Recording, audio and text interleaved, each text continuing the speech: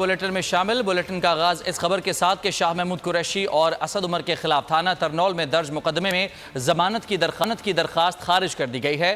ضمانت مسترد ہونے پر شاہ محمود قریشی اور اسد عمر کچہری سے چلے گئے۔ پی ٹی آئی کے صدر پرویز الہی اور ان کے صاحبزادے مونس الہی کے خلاف ایک اور مقدمہ درج کر لیا گیا۔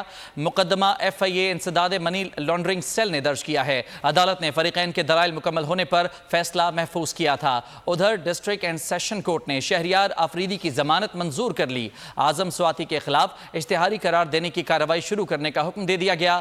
اعظم خان کی بازیابی کے لیے اسلام آباد ہائی کورٹ میں درخواست دائر کر دی گئی۔ جی ہاں، پاکستان تحریک انصاف کے وائس چیئرمین شاہ محمود قریشی اور رہنما اسد عمر، جن کے خلاف تھانہ ترنول میں درج مقدمہ تھا اور ضمانت کی درخواست ان کی خارج کر دی گئی، ایسے میں ضمانت مسترد ہونے پر شاہ محمود قریشی اور اسد عمر کچہری سے چلے گئے تاکہ دوبارہ گرفتاری عمل میں نہ لائی جا سکے، جبکہ پی ٹی آئی کے صدر پرویز الہی اور ان کے صاحبزادے مونس الہی کے خلاف ایک اور مقدمہ درج کر لیا گیا ہے۔ یہ مقدمہ ایف آئی اے سے انسداد منی لانڈرنگ سیل نے درج کیا ہے۔ عدالت نے فریقین کے دلائل مکمل ہونے پر فیصلہ محفوظ کیا تھا۔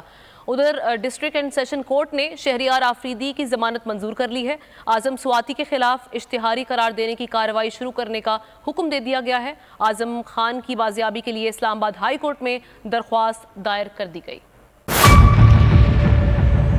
میئر کراچی کے انتخاب کی جنگ، بول نے پھر چھوڑ دیا سب کو پیچھے۔ اس وقت مرتضی وہاب منتخب ہو گئے ہیں میئر کراچی، یہ اعلان کر دیا گیا ہے باقاعدہ طور پر۔ صحافتی روایت رکھی برقرار، بول نے دکھائی سب سے بڑی ٹرانسمیشن۔ اور یہ ایکسپیکٹڈ تھا، میں نے آپ کو کہا کہ نمبر گیم میں جماعت اسلامی کے پاس نمبر پورے نہیں ہے۔ لمحہ بلمحہ کی صورتحال سے کیا باخبر عوام کو۔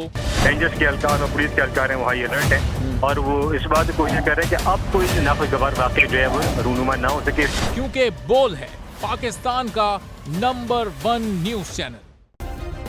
سبسکرائب کریں اور بیل دبائیں تاکہ کوئی خبر رہ نہ جائے۔